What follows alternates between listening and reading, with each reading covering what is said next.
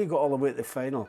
And I would think probably out of all the games we played, that was the two toughest games we had. We were a very, very good side in actual fact, very good. But as I say, Stuart, you enter, you don't know who you're going to play. You know nothing about the teams that you're going to play against, because it's not like today. You've got television that covers every match, every team. You know everything about every team, who's the best players, who's not the best players. You're going into a completely void of anything you are. Paddy Crerand was a football legend, quick in thought, fierce in the tackle, and blessed with a passing range that could split defences open before they even saw it coming. He was the engine behind one of the greatest club sides Britain ever produced, and for most of his life, he's been Manchester United's most passionate voice. Always talking, always fighting their corner, always there. I am Oliver, and this is Sport Icons.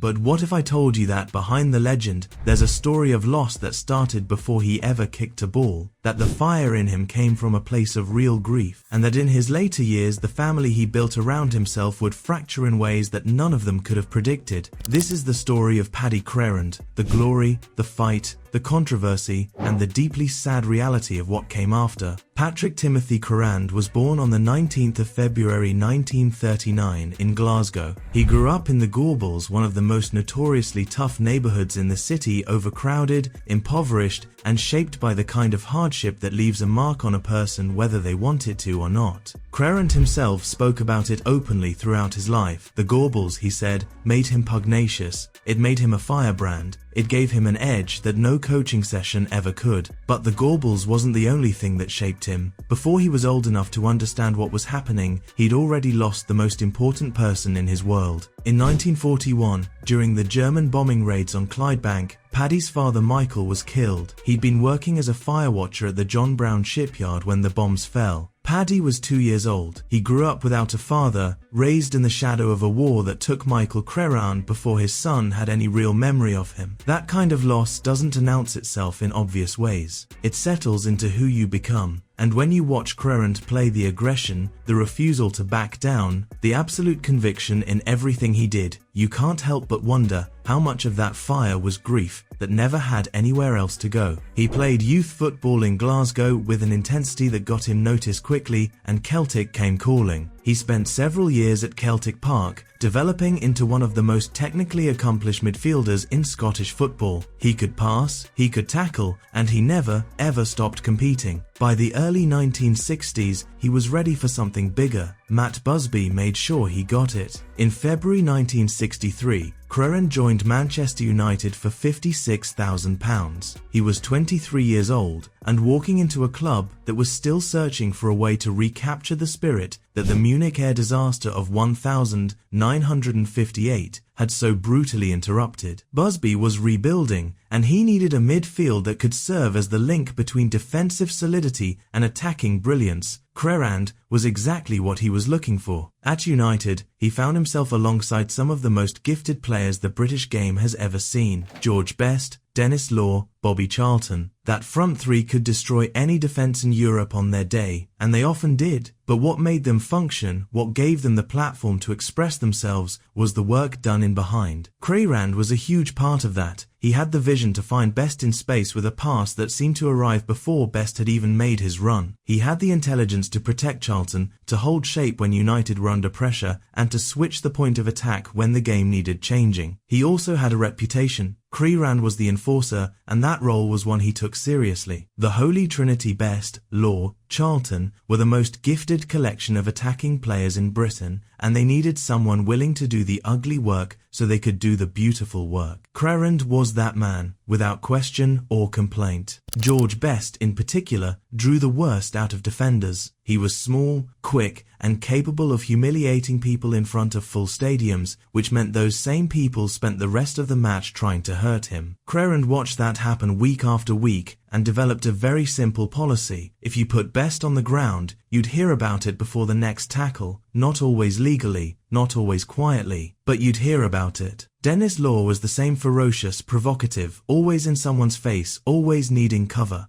Crerand provided it. He described his role not as a bodyguard but as a deterrent. Make it cost enough to foul the good players and the fouls stop coming. He was booked, he was sent off on occasion, and he collected more disciplinary points than most of his teammates would ever see. There were moments on the pitch where the firebrand from the Gorbals simply took over, where the football brain switched off, and the street instinct took its place. He wasn't proud of all of it, but he wasn't ashamed either. His autobiography is titled Never Turn the Other Cheek, and that title tells you everything you need to know about the code he lived by. Turn the other cheek, not in the Gorbals, not at Old Trafford, not anywhere. The high point of Crerand's playing career arrived on the 29th of May 1968 at Wembley Stadium. Manchester United faced Benfica in the European Cup final, the first English club ever to reach that stage, and the weight of what the night meant couldn't be separated from what had happened 10 years earlier on a runway. In Munich, February 1958, 8 players dead, Busby fighting for his life in a hospital bed. The Babes, the most exciting young team in English football, destroyed in a single night. Busby survived, rebuilt, and dedicated the next decade of his life to one obsessive pursuit, winning the European Cup for the players who never got the chance to do it themselves. By 1968, that mission had consumed 20 years of his life. The emotion of it was almost too much for any man to carry into a football match. Crerand understood what the night meant better than most. He joined this club in the shadow of Munich, had heard the stories, had watched Busby carry the grief of it with a quiet dignity that never left him. When United walked out at Wembley that evening, Crerand knew that whatever happened on the pitch, he owed it to Busby and to those 8 men to be the best version of himself for 90 minutes. He delivered. In the first half, United were nervous, tight, unable to find their rhythm against a Benfica side that had reached the final by eliminating some of the best teams in Europe. Crerand steadied them. He slowed the game when it needed slowing, switched the ball wide when best needed space, and protected Charlton, who was carrying the emotional weight of the occasion more visibly than anyone. Then Charlton scored, and the tension broke. United won 4-1 after extra time, with goals from Charlton, Best, and a young Brian Kidd celebrating his 19th birthday with a header. At the final whistle, Busby wept on the pitch. Crerand stood nearby, exhausted and proud, watching the man who'd built everything allow himself to feel it. For a man who'd grown up with nothing in the Gorbals, who'd lost his father before he could know him, who'd scraped and fought his way to the top of European football that night at Wembley was the summit. He'd also won the first division title with United in 1965 and 1967 and collected 16 caps for Scotland across his career. By the time he retired from playing in 1971, he'd spent 8 years at the club that would define the rest of his life. The playing career was over, but the relationship with Manchester United was nowhere near finished. After retiring, Crerand moved into coaching briefly, but his real second act came as the most recognisable and committed ambassador the club has ever had. He joined MUTV, the club's in-house television channel, and became one of its central figures. His passion for United was never in question. His objectivity, on the other hand, was something of a running joke, including among people who admired him greatly. Crerand didn't do balance when it came to Manchester United. He believed in the club, defended its players, and went after anyone he felt was treating it unfairly with a directness that made for compelling television and occasionally difficult headlines. He wasn't a pundit in the traditional sense, he was an advocate with a microphone, and United supporters loved him for it. Make sure to like and subscribe, and now back to the video. Outside the studio, he carried the same energy. He was a regular at Old Trafford, always visible, always willing to talk. For supporters of a certain generation, Paddy Crerand wasn't just a former player, he was a living connection to the greatest era the club had known. But life off the pitch had its own complications. In 2017, Crerand made an announcement that caught a lot of people off guard. He stated publicly that he intended to donate his brain to medical science after his death. The reason was specific. He wanted to help researchers studying the link between heading footballs and degenerative brain disease. This wasn't a sentimental gesture, it was a calculated decision made by a man who'd spent his entire career heading a heavy leather ball, who'd watched former teammates decline, and who'd read enough about chronic traumatic encephalopathy (CTE) to understand what that pattern might mean for players of his generation. CTE is caused by repeated trauma to the brain. Its symptoms emerge decades after the damage is done. memory loss, personality changes, the slow erosion of who a person was. It had been found in boxers, in NFL players, and increasingly in footballers. Crerand was 78 years old when he made that pledge. He'd watched the football world grapple with the cases of Jeff Astle, Bobby Charlton, Nobby Stiles, and others. He knew what the research was suggesting, and he decided that if his brain could provide any answers after he was gone, that was worth doing. It was a generous and sobering decision from a man who'd spent most of his public life arguing about football. Suddenly, the firebrand was speaking with a quiet gravity that had nothing to do with league tables or transfer windows. In 2018, the headlines around Paddy Crerand took a very different turn. He was involved in a car accident in Sale, Greater Manchester, and when police attended the scene, they found him to be almost twice the legal alcohol limit. What followed made the story considerably worse. Crerand was abusive toward the officers who attended. He used language that, in court, he admitted was bad, and his explanation for it became one of the more memorable defenses in recent legal memory. He blamed his swearing on being Scottish. It was, he argued, simply a way of expressing himself, rooted in the culture he'd grown up in. The court wasn't persuaded. He was banned from driving for 22 months and fined. He was 79 years old at the time. The incident was hard to read. Here was a man who had spent decades as the public face of one of the world's biggest football clubs, now standing in a courtroom explaining to a judge that the F-word was basically a Glaswegian greeting. The Gorbals upbringing, the firebrand personality, the never turn the other cheek philosophy, it had all served him brilliantly on a football pitch. In a courtroom in Sale, it looked rather different. His supporters pointed to his age, to a difficult period in his personal life, to the pressures that don't always make headlines. Critics pointed to the fact that driving almost twice the legal limit is dangerous regardless of how you were raised. Both were right, in their own way. The clearest picture of what those private pressures looked like came in December 2025, when a legal case involving his eldest son, Paddy Crerand Jr., came before the courts. The case involved a violent incident at the family home. During a row, Paddy Jr. attacked his sister Lorraine, leaving her with a broken shoulder. The details that emerged in court were painful to hear. Lorraine had been the primary caregiver for both Paddy and his wife Noreen, who between them were dealing with long-term degenerative health issues. The judge, in sparing Paddy Jr. from a custodial sentence, noted that the incident had taken place against what was described as a complex and difficult family background, one shaped by the exhaustion and strain of long-term care. That phrase, complex and difficult family background, is the kind of legal language that smooths over a reality most people never see from outside. What it actually describes is this: a daughter who had quietly stepped into the role of full-time carer for two elderly parents with degenerative conditions, doing that work day after day without a camera or a crowd, while the rest of the world remembered her father as the man who lifted the European Cup. Long-term care for degenerative illness isn't dramatic. It's the opposite. It's relentless, grinding, and invisible. It's missed appointments and medication routines, and watching someone you've known all your life slowly become a version of themselves they wouldn't recognize. Lorraine was carrying all of that, and it broke something in the family around her. The tension that built into violence in that house had been building for a long time. That's how these situations almost always work. There's no single moment where a family breaks. There's a long accumulation of pressure, the financial strain, the emotional weight, the grief of watching parents decline, until one night it spills over in the worst possible way. Paddy Jr. was spared jail. Lorraine, the woman who had been caring for her parents through serious illness, walked away from that incident with a broken shoulder caused by her brother. And Paddy Crerand, the man who'd spent 50 years as the most physically imposing presence in any room he entered, the enforcer who protected best from every hard tackle in the First Division, was now the person his daughter had been quietly protecting, unable to protect himself. There's a specific cruelty in that contrast that's hard to sit with. The man who built his entire identity around never taking a backward step, never showing weakness, never letting anyone put him down, spending his final years in a home where his own deterioration was the source of his family's pain. That isn't a football story. That's just what age does, eventually, to everyone, but it lands differently when the person it's happening to spent 60 years being the toughest man in the room. There's no clean way to frame any of it. It was a family under enormous strain, doing its best, and breaking under the weight of it. The court proceedings gave the public a glimpse into a domestic reality that has nothing to do with European Cup medals or MUTV debates. This was just a family struggling, in the way that a lot of families with elderly parents and long-term illness struggle, except it played out in front of cameras and news reports because of whose name was on the door. Paddy Crerand's story contains more than most people carry. A father killed in the Blitz before he could know him, a childhood in one of Britain's hardest neighbourhoods, a football career that reached the very top of the European game, a post-playing life spent as the most committed advocate the club he loved ever had, a drink-driving conviction at 79 with a defence that made the newspapers laugh, a brain pledge made with quiet seriousness, and a family in his final years in genuine distress. The fire that the Gorbals and the loss of his father put in him served him brilliantly for decades. It made him a player who never took a backward step,